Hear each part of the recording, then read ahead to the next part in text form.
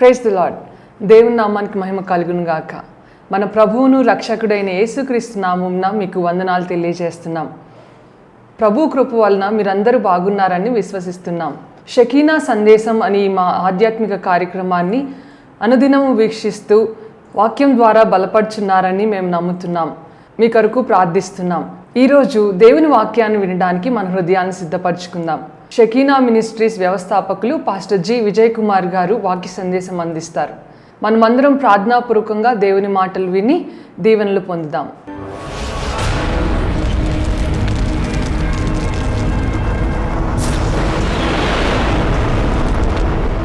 నిర్గమకాండము 2వ అధ్యాయం 15వ వచనం నుండి చదువుకుందాం. ఫరో ఆ సంగతి విని మోషేను చంపచూచెను, కానీ మోషే ఫరో ఎదుటి నుండి పారిపోయి మిద్యాను దేశములో నిలిచిపోయి ఒక బావి యొద్ద కూర్చుండెను.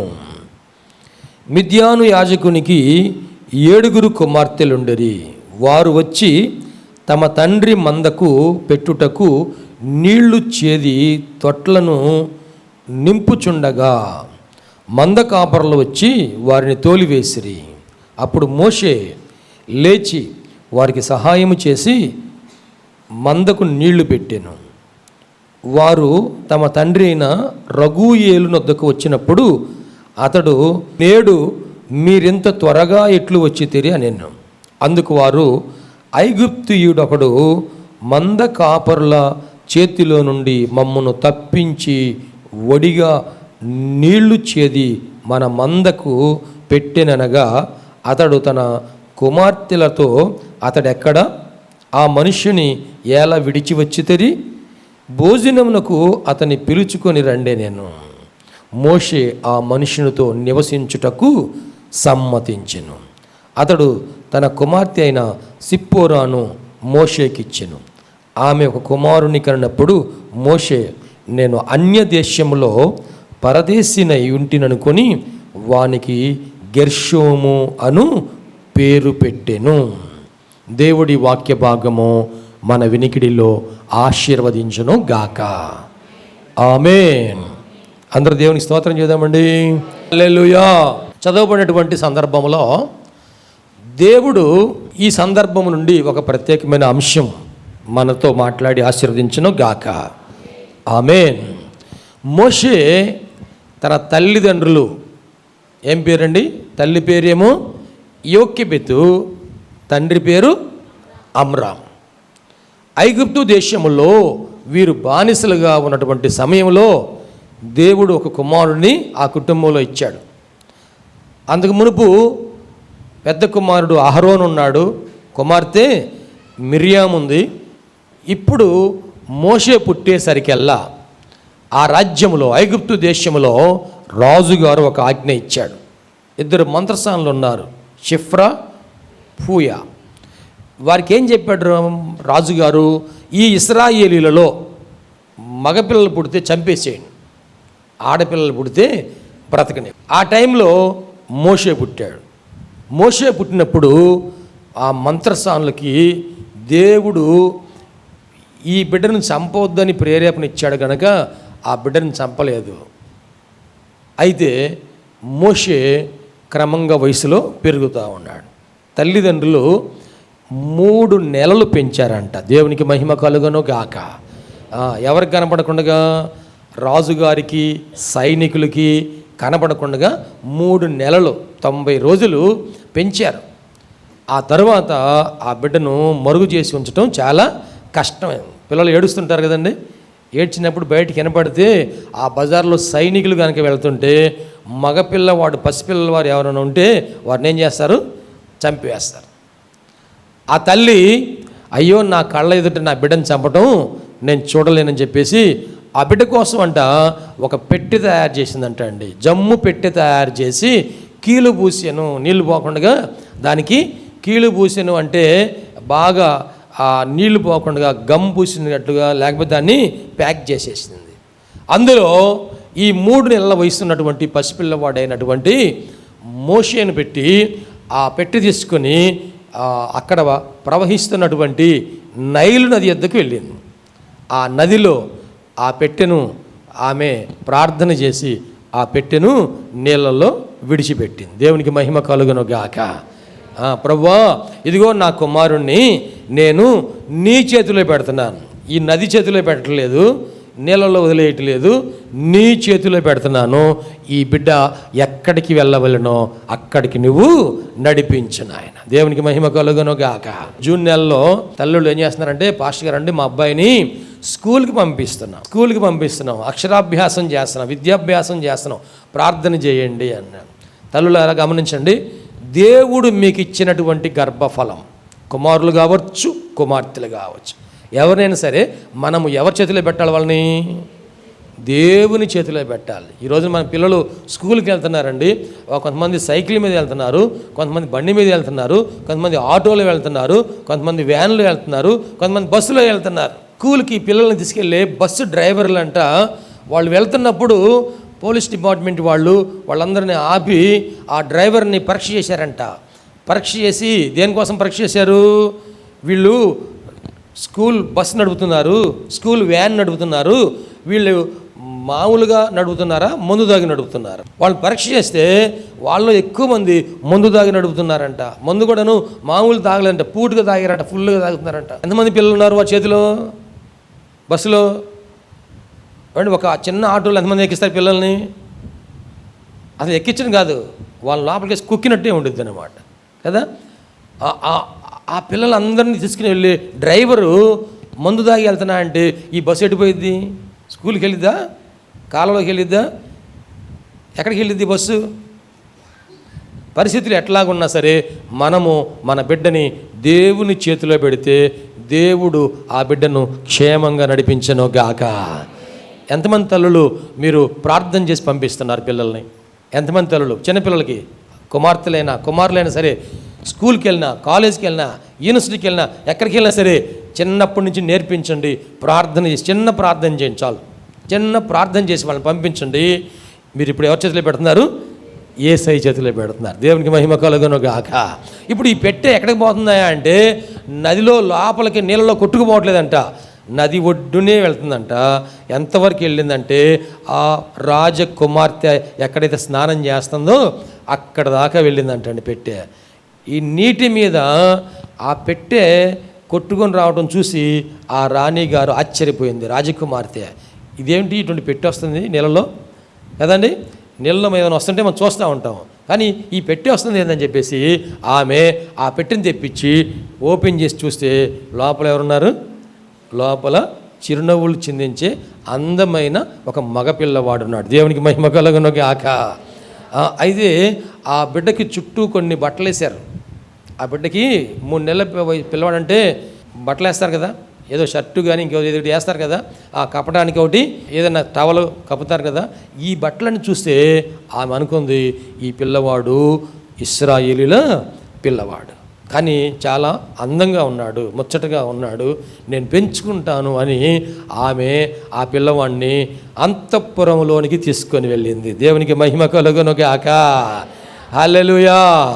చూడండి, ఇప్పుడు మన పిల్లవాడిని ఇప్పుడు ఎక్కడున్న పిల్లవాడు అంటే ఒక గుడారములో ఉన్న పిల్లవాడు, ఒక బానిస పిల్లవాడు ఇప్పుడు ఎక్కడ నడిపించబడ్డా అంటే అంతఃపురంలోనికి నడిపించబడ్డాడు. దేవునికి మహిమ కలుగును గాక. దేవుని చేతిలో పెడితే దేవుడు ఉన్నతమైన స్థితికి నడిపిస్తాడు కానీ అధమమైన స్థితికి నడిపించడు. ప్రియ దేవుని బిడ్డలు గమనించండి, ఇక్కడ మనము దేవుని చేతిలో పెడితే దేశం యొక్క ఉన్నతమైన స్థితిలోనికి, ఉన్నతమైన భాగంలోనికి దేవుడు వారిని నడిపిస్తాడు. మనం లోకంలో పెడితే వాడు లోకంలో అధపాతాళానికి వెళ్ళిపోతాడు. ఎంతమంది పిల్లలు ఈ రోజున స్కూల్కి వెళ్తున్నామని చెప్పేసి సినిమాలకు వెళ్తున్నారు, కాలేజీకి వెళ్తున్నామని చెప్పేసి క్లబ్లకు వెళ్తున్నారు. జ్ఞాపం చేసుకోండి, మన పిల్లలని దేవుని చేతిలో పెడుతున్నామా లేక మన పిల్లల్ని లోకం చేతిలో అంటే సైతాన్ చేతిలో పెడుతున్నామా? మోషే ఆ తల్లి ఎంతో ప్రార్థన చేసి పంపించింది. ఇప్పుడు ఆ బిడ్డను దేవుడు చేర్చాల్సిన సమయానికి, స్థలానికి చేర్చాడు. అంతఃపురంలో పెరిగాడు. ఎంతవరకు పెరిగాడు తెలుసా? దాదాపు ఇంచుమించు 40 సంవత్సరాల వయసు వరకు పెరిగాడు. దేవునికి మహిమ కలుగును గాక. ఆ మోషే ఐగుప్తు సకల విద్యల యందును ప్రావీణ్యము కలిగినవాడు. ఐగుప్తు దేశము ఆ రోజుల్లో ప్రపంచములో అన్ని దేశాల కంటే, అన్ని రాజ్యాల కంటే ఉత్తమమైనటువంటి రాజ్యం. జ్ఞానం కలిగిన వారు, బలం కలిగిన వారు, శక్తి కలిగిన వారు, సూపర్ పవర్ కంట్రీగా ఆ దేశం ఉంది. ఈ రోజున అన్ని దేశాల కంటే ఏ దేశం ఎక్కువ సూపర్ పవర్గా ఉంది ప్రపంచంలో ఈ రోజుల్లో? ఇండియానా, అమెరికానా? ఏమంటే ఇండియానా, అమెరికానా? అమెరికా వాళ్ళు ఈ రోజున ఎంతో జ్ఞానం సంపాదించారు, ఎంతో ధనం సంపాదించారు, ఎంతో టెక్నాలజీ సంపాదించారు, ఎంతో అభివృద్ధి సంపాదించారు. మన పిల్లల్ని ఇప్పుడు ఎక్కడ చదువుకుంటా పంపిస్తున్నాము? ఏమండి? గుంటూరులో చదివారు, హైదరాబాద్లో చదివారు, బెంగళూరులో చేశారు, ఇంకా పూణేలో చేశారు, లేకపోతే ఇంకో చోట చేశారు, ఇంకో చోట చివరికి ఎక్కడికి వెళ్తున్నారు? అమెరికా వెళ్తున్నారు, ప్రయత్నం చేస్తున్నారు. అటువంటి దేశంగా ఆ దేశము ఆ రోజుల్లో అభివృద్ధి చెందినటువంటి దేశం. అక్కడ సకల విద్యలలో, ఏదో ఒక సెక్షన్ మాత్రం కాదంటండి, అన్ని విద్యలలో మోషే ప్రావీణ్యము సంపాదించాడు. యుద్ధ విద్యలో కావచ్చు, లేకపోతే సైన్స్ కావచ్చు, లేకపోతే ఇంకా ఎన్ని విద్యలు ఉన్నాయో ఆ దేశంలో అన్ని విద్యల్లో కూడా ఆయన ప్రావీణ్యం సంపాదించాడు. అటువంటి పరిస్థితుల్లో ఒక రోజున ఆయనకి తెలిసింది ఏమిటంటే, నీవు ఐగుప్తు దేశపు అంతఃపురంలో ఉన్నావు, రాణిగారి కుమార్తెగా ఉన్నావు, రాజకుమార్తె యొక్క కుమారుడిగా ఉన్నావు, కానీ నీవు ఐగుప్తీయుడవు కాదు, ఐగుప్తీయుడవు కాదు. ఇదిగో నీ తల్లి, నీ తండ్రి ఎవరై అంటే ఇశ్రాయేలీలు. దేవునికి మహిమ కలుగునుగాక. హల్లెలూయా. ఆ రోజున అతను వాస్తవం తెలుసుకొని నా తల్లిదండ్రులు ఎక్కడున్నారు అని చూడడానికని అక్కడికి వెళ్ళాడు. ఎక్కడికి వెళ్ళాడు? బానిసలుగా ఉన్నటువంటి ఇశ్రాయేలు దగ్గరికి వెళ్ళారు. అక్కడ ఇశ్రాయేలీలు అందరూ ఏం చేస్తున్నారు? బానిసలుగా వెట్టి చాకిరీ చేస్తున్నారు. ఐగుప్తీయులు అధికారులు కానీ, మంత్రులు కానీ, రాజుగారు కానీ వాళ్ళని చాలా ఇబ్బంది పెడతా ఉన్నాడు. ఏం చేయమంటున్నాడు? మట్టి పిసికి ఇటుకలు తయారు చేయమన్నాడు. ఆ తర్వాత అలా చేస్తూ ఉంటే ఇప్పుడు వాళ్ళకి కావలసిన ఆ ఇటుకలు కాల్చడానికి కావలసిన గడ్డి కానీ ఇంకేదైనా సరే రాజుగారు ఇచ్చేవాడు. ఆ తర్వాత రాజుగారు అన్నాడు, వీరు ప్రజలు విస్తరించిపోతున్నారు, వీరు మనల్ని కనుక యుద్ధం వస్తే మనల్ని జయించేటట్టుగా ఉన్నారు, కాబట్టి వీళ్ళని మనం ఇంకా అనగదొరకాలి అని చెప్పేసి గడ్డి కూడా మేము ఇయ్యం, కానీ మాకు రోజు ఇన్ని ఇటుకలు తయారు చేసి మీరు ఇవ్వాలి అని ఆ భారమైన పని వారి నెత్తి మీద మోపారండి. ఆ పరిస్థితుల్లో వారు నలిగిపోతా ఉంటే మోషే వెళ్ళి అందరినీ చూశాడు. అయ్యో నా ప్రజలు ఇశ్రాయేలీలు ఇలా నలిగిపోతున్నారా అని చెప్పేసి చాలా బాధపడ్డాడు. చాలా బాధపడి అక్కడ ఒక ఐగుప్తీయుడంట ఒక ఇశ్రాయేలీయుడిని కొట్టుతున్నాడు. వాడు ఏం చేశాడయ్యా నువ్వు కొడుతున్నావు అంటే మోషే మీద రివర్స్ అయ్యాడు. మోషే చాలా బలవంతుడు, మోషే శక్తివంతుడు. ఆ ఐగుప్తుని ఒక దెబ్బ కొట్టేశాడు, చచ్చిపోయాడు ఐగుప్తీయుడు. ఈ పక్కన ఎవరు చూశారు? ఇశ్రాయేలీయులు చూశారు. వెంటనే రాజుగారు తెలిస్తే ఇబ్బంది అని చెప్పేసి వెంటనే గుంట తీసి ఆ గుంటలో సమాధి చేసేసాడు. ఎవరిని? ఐగుప్తీయుడిని. ఎవరు? మోషే. నా ఇశ్రాయేలీయులు నువ్వు కొడతావా అని ఆయన మనసులో నా ప్రజలు, దేవునికి మహిమ కలుగునుగాక, నా జనులు, నా ప్రజలు, వారికి నేను సహాయం చేయాలి, వారికి న్యాయం చేయాలి, వారికి మేలు చేయాలి అనే ఉద్దేశంతో ఆయన ఈ పని చేశాడు. తర్వాత మరలా రెండో రోజు వచ్చినప్పుడు ఇద్దరు ఇశ్రాయేలీయులు గొడవ పడుతున్నారంట. ఇద్దరు ఎవరు? మనోళ్ళే. ఏమండి? ఇద్దరు ఇశ్రాయేలీయులు గొడవ పడుతున్నారంట. అప్పుడు మోషే అన్నంట, అరే తమ్ముళ్ళు ఎందుకు మీరు గొడవ పడతారు? అనలారా మీరు ఎందుకు గొడవ పడతారు? మీరిద్దరు ఇశ్రాయేలీయులు కదా, ఎందుకు మీరు గొడవ పడుతున్నారు అంటే ఒకడు అన్నా అంట, నిన్ను మా మీద అధికారిగాను తీర్పరిగాను నియమించిన వాడెవడు? నువ్వెవరు అసలు మమ్మల్ని అడగడానికి? ఏ ఐగుప్తుని చంపేసి పూడ్చిపెట్టావే, అట్లాగే మమ్మల్ని కూడా చంపుదాం అనుకుంటున్నావా అని అడిగేసరికి మోషేకి నేను చేసిన సంగతి ఈ ఇశ్రాయేలుకి తెలిసింది అందరికీ. ఇంకా తర్వాతంట ఈ విషయం ఎవరు తెలిసింది? రాజుగారికి తెలిసింది. రాజుగారు ఏం చేశాడంట, మనుషులు పంపించాడంట. ఆ మోషే మన అంతఃపురంలో ఉండి ఇంతవరకు మన ఉప్పు పప్పు తిని ఈ రోజున మన ఐగుప్తుని చంపేసి పూడ్చిపెడతాడా? ఆ మోషేని చంపేసేసేయండి. అతను ఒక నరహత్య చేశాడు కాబట్టి అతనికి మరణశిక్షణ వేయాలని చెప్పేసి పంపించేసరికి మోషేకి ఆ విషయం తెలిసింది. అయ్యా మోషే నీ కోసం వెతుకుతున్నారు. కొంతమంది మంచి చేసినప్పుడు సహాయం చేసేవాళ్ళు ఉంటారుగా, చెప్తున్నారు మోషే నీ కోసం వెతుకుతున్నారు అనగానే వెంటనే మోషే అక్కడ నుంచి బయలుదేరి ఆ దేశాన్ని విడిచిపెట్టాడు. ఎందుకంటే ఆ దేశంలో ఉంటే ఫరో రాజుగారు ఏం చేస్తారు, మోషేని చంపివేస్తాడు. ఇప్పుడు మోషే తన ప్రజలకు ఏం చేయాలని కోరుకున్నాడండి? మంచి చేయాలని కోరుకున్నాడు, న్యాయం చేయాలని కోరుకున్నాడు, రక్షించాలని కోరుకున్నాడు. ఇప్పుడు మోషేకి మరణం ఎదురైంది. మోషే అక్కడి నుంచి పారిపోయాడు. ఎక్కడికి పారిపోయాడంట? ఆ రాజ్యాన్ని విడిచిపెట్టేశాడు. ఏ రాజ్యానికి వచ్చేసాడు ఇప్పుడు?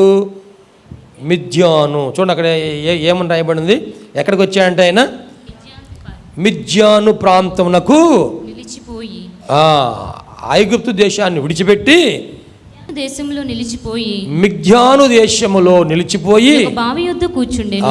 ఒక బావి దగ్గర కూర్చుండెను. దేవునికి స్తోత్రం చేద్దామా? హల్లెలూయా. మోషే చరిత్ర చాలా వరకు తెలుసు, కానీ ఇందులో ఒక విషయం మీకు జ్ఞాపకం చేయాలని ఆశపడుతున్నాను. ఆ బావి దగ్గరకు రాగానే ఆ మిద్యాను దేశంలో రఘుయేలు లేక ఇత్రో ఆయన తన యొక్క 7 మంది కుమార్తెలను గొర్రెల మందను మేపడానికి పంపించాడంట. ఈ 7 పిల్లలు ఆడపిల్లలు, మగపిల్లలు కాదు, ఆడపిల్లలే గొర్రెల మంద తోలుకొని వెళ్ళారు. సాయంత్రం పూట మరలా ఇంటికి తోలుకొచ్చేటప్పుడు ఆ ఊరు చివర ఉన్న బావి దగ్గరకు వచ్చి బావిలో నీళ్లు తొట్లలో చేదుకొని ఆ నీళ్లు గొర్రెలకు తాగించి ఇంటికి తోలుకొచ్చేవారు. ఆ రోజున ఆ 7 కుమార్తెలు నీళ్లు చేది పోస్తున్నారంట. ఇంతలో ఇతర మందల కాపర్లు వచ్చి వీళ్ళను తోలివేశారు. ఆడపిల్లలు కదా, ఏం చేయలేకపోయారు, తోలివేశారు. పక్కన వెళ్ళిపోండి అని గద్దించగానే వాళ్ళని చూసి వీళ్ళందరూ నీళ్ళు కొట్టి చేదే కొంత నీళ్లు పోసారు. అయినా కానీ వాళ్ళని చూసి పక్కకి వెళ్ళిపోయారు. ఈయన బావి దగ్గర కూర్చొని చూస్తూ ఉన్నాడు. ఎవరు? మన హీరో మోషే ఏం చేస్తున్నాడండి? బావి దగ్గర కూర్చొని చూస్తూ ఉన్నాడు. వాళ్ళు వచ్చి ఇట్లా చేయటం అంటే ఈయన మనసులో ఏముంది? ఈ ఆడపిల్లలకి వీళ్ళు అన్యాయము చేస్తున్నారు. ఈయన ఎక్కడున్నా సరే అన్యాయాన్ని సహించేవాడు కాదు. వాళ్ళ దగ్గరికి వెళ్ళాడు. ఏంట్రా మీరు చేసేది? నీళ్ళు చేదుకుంది ఎవరు? ఆడపిల్లలు కదా. మీరెవరు పొమ్మంటారు వాళ్ళని? మీరెవరు గెంటేయడానికి వాళ్ళని? ఈ బావి మీ సొంతమా? ఇది అందరి బావి. ఎవరు ముందొస్తే వాళ్ళు నీళ్ళు చేదుకుంటారు, పోసుకుంటారు. మీరెవరు ఆటంకపరచడానికి అనగానే వాళ్ళు ఈయన చూడంగానే దర్శకున్నారు. వామ్మ వీడు సామాన్యుడు కాదు, ఈడుదలు మనకెందుకు అని చెప్పేసి వాళ్ళు సర్దుకొని వెళ్ళిపోయారు. ఆ 7 ఆడపిల్లల్ని రమ్మని చెప్పేసి ఈయనే కొంచెం నీళ్లు వడిగా నీళ్లు చేది పోసాను. దేవునికి మహిమ కలుగును గాక. హల్లెలూయా. ఈయన యవన ప్రాయంలో ఉన్నాడు, బలంగా ఉన్నాడు. త్వరగా నీళ్లు చేది ఆ గొర్రెలకు పోయగానే వాళ్ళందరూ కూడాను ఆ గొర్రెల మందకు నీళ్లు పెట్టుకొని త్వరగా ఇంటికి వెళ్ళిపోయారు. ఇంటికి ముందెళ్ళారు. రోజు సాయంత్రం 6ంటికి వెళ్ళేవాళ్ళు ఇవాళ 4ంటికి వెళ్ళారు. వాళ్ళ నాన్నకి ఆశ్చర్యం వేసింది. అమ్మ రోజు మీరు ఆలస్యంగా వచ్చేవాళ్ళు కదా, ఈరోజు చాలా ఎర్లీగా వచ్చేసారు, ముందుగా వచ్చారు, ఎలాగ వచ్చారు, ఏం జరిగింది? డాడీ ఒక ఐగుప్తీయుడు మాకు సహాయం చేశాడు. ఇతర మందల కాపర్లు మాకు ఇబ్బంది కలిగిస్తే మాకు ఐగుప్తీయుడైనటువంటి ఒక వ్యక్తి ఆయన మాకు సహాయం చేశాడు. అతనే నీళ్లు ఒడిగా చేదిపోసాడు. అందువలన ఈరోజు మేము ముందుగా వచ్చామయ్యా. మరి ఏడి ఆ ఐగుప్తీయుడు ఏడి అంటే అక్కడే బావి దగ్గర ఉన్నాడు. మీరు ఆయన మీకు సహాయం చేస్తే మీరు సహాయం చేయవలసిన అవసరము లేదా? దేవునికి మహిమ కలుగును గాక. హల్లెలూయా. ఉపకారం చేసిన వాళ్ళకి ఏం చేయాలండి? ఉపకారము చేయాలి. మంచి చేసిన వాళ్ళకి మంచే చేయాలి, మేలు చేసిన వారికి మేలే చేయాలి, సహాయం చేసిన వాళ్ళకి సహాయమే చేయాలి. ఇత్రో గారు చూడండి, ఆయన ఆ యాజకుడై ఉన్నాడు. ఆయన యొక్క మంచి స్వభావం ఏంటంటే ఆ యవనస్తుడు, ఆ ఐగుప్తియుడు మీకు సహాయం చేశాడు కాబట్టి మీరు కూడా ఆయనకి సహాయం చేయండి. వెంటనే ఆయన దగ్గరికి వెళ్ళి ఆయన తీసుకొని ఇంటికి వచ్చారు. ఎక్కడ కూర్చున్నాడు ఆయన? బావి దగ్గర కూర్చున్నాడు. వింటున్నారా? బావి దగ్గర కూర్చుంటే ఇప్పుడు ఇంటికి తీసుకొచ్చి వాళ్ళ నాన్నగారికి పరిచయం చేశాడు. పరిచయం చేస్తే అప్పుడు ఎవరయ్యా నువ్వు, ఏమిటంటే అప్పుడు విషయం అంతా చెప్పాడు. చెప్తే ఇప్పుడు మరి నీకు ఈ ఊర్లో, ఈ దేశంలో ఎవరన్నా ఉన్నారా అంటే ఎవ్వరూ లేరు. మరి అయితే మా ఇంట్లో మాతో పాటు కూడా నువ్వు ఉంటావా? అప్పుడు ఆ మనుషునితో నివసించుటకు మోషే సమ్మతించెను. దేవునికి మహిమ కలుగునుగాక. హల్లెలూయా.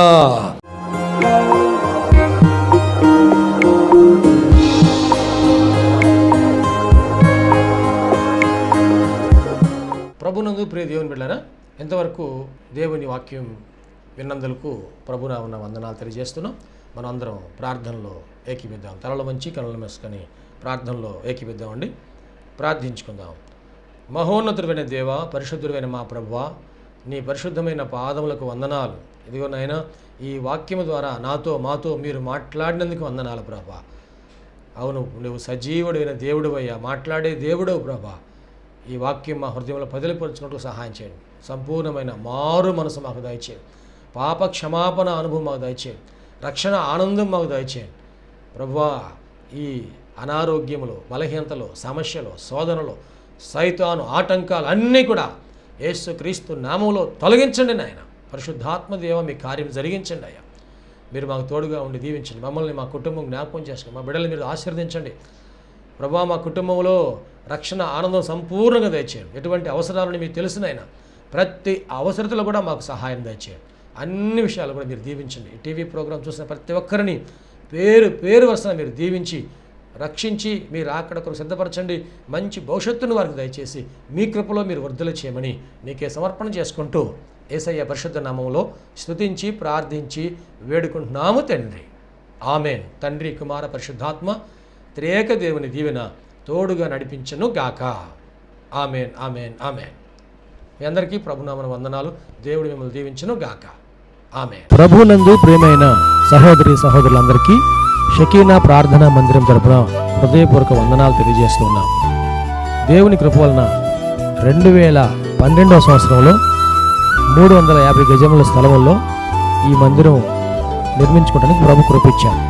2016వ సంవత్సరంలో నూతన స్థలం 180 గజముల స్థలం తీసుకోవడానికి ప్రభు సహాయం చేశారు.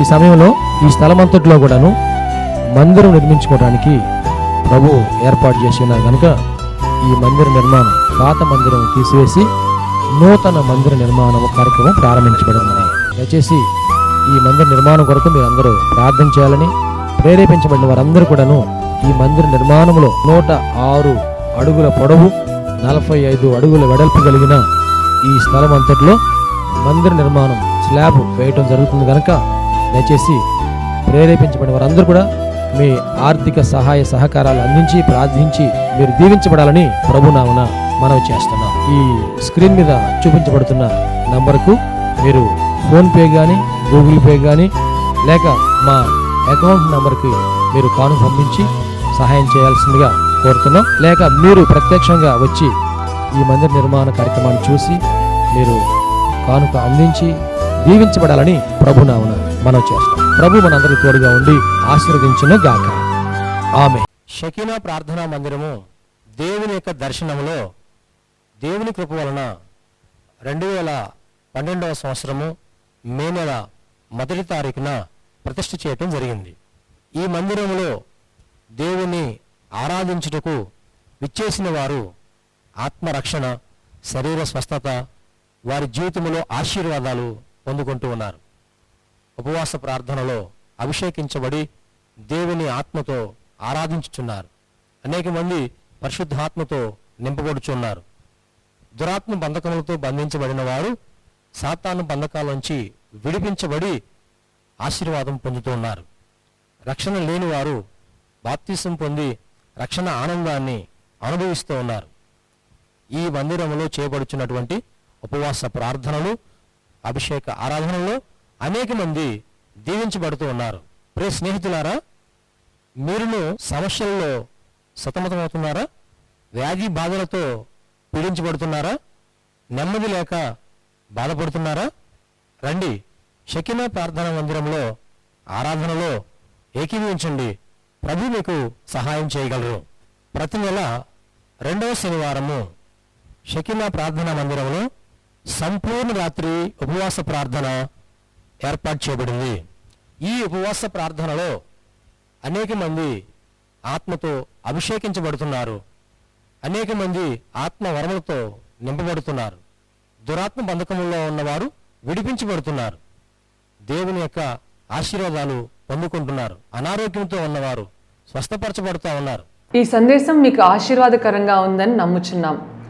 ఈ సందేశం ద్వారా మీరు పొందిన మేలులు మరియు మీ ప్రార్థన అవసరతలు మాతో తప్పక పంచుకొనగలరు. మా అడ్రస్ షకీనా ప్రార్థనా మందిరం, శారదా కాలనీ 32వ లైన్, రెడ్డిపాలెం రోడ్, గుంటూరు. మా ఫోన్ నంబర్స్ 9963242497, మరి యొక్క నెంబర్ 8885539777. Praise the lord.